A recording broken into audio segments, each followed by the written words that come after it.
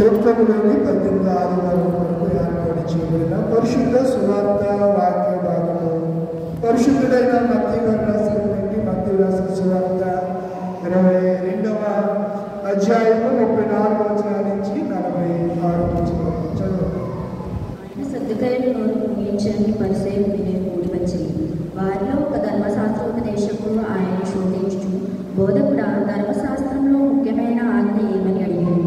అందుకు ఆయన, నీ పూర్ణ హృదయంతోనూ, నీ పూర్ణాత్మతోనూ, నీ పూర్ణ మనసుతోనూ నీ దేవుడైన ప్రభువును సేవింపవలనది ఇది ముఖ్యమైనది, మొదటిదైన ఆజ్ఞ.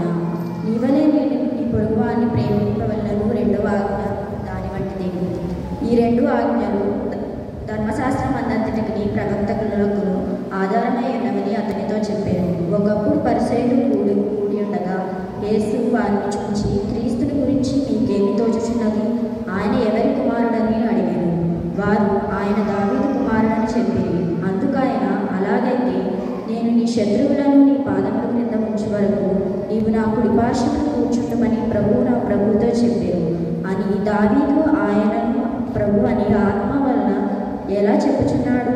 దావీదు ఆయన ప్రభు అని చెప్పిన ఎడల ఆయన ఎలాగో అతని కుమారుడని వారిని అడగగా ఎవడునూ మారుమాట చెప్పలేకపోయాను. మరియు ఆ దినం నుండి ఎవడును ఆయన ఒక ప్రశ్నను అడుగ తెగింపలేదు. ఇంతటితో నేటి దినము కొరకు ఏర్పాటు చేయబడిన పరిశుద్ధ సువార్త వాక్య భాగము ముగిసిందండి.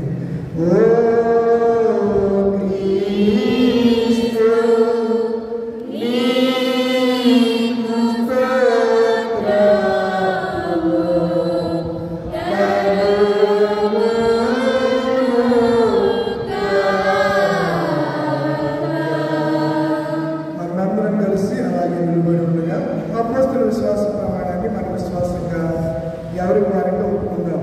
భూమి ఆకాశం సృష్టించిన సర్వశక్తి గల తండ్రి దేవుడిని నమ్ముచున్నాను. ఆయన యొక్క కుమారుడు మన ప్రభువైన యేసుక్రీస్తు నమ్ముచున్నాను.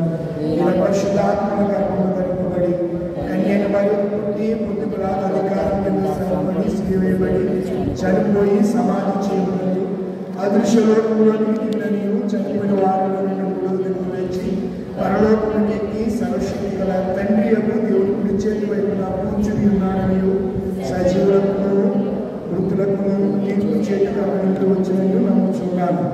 పరిశుద్ధ ఆత్మను నమ్ముచున్నాను.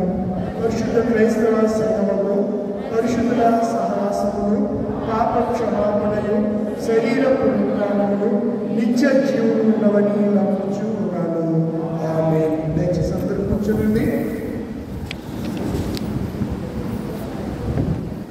సంఘారాధన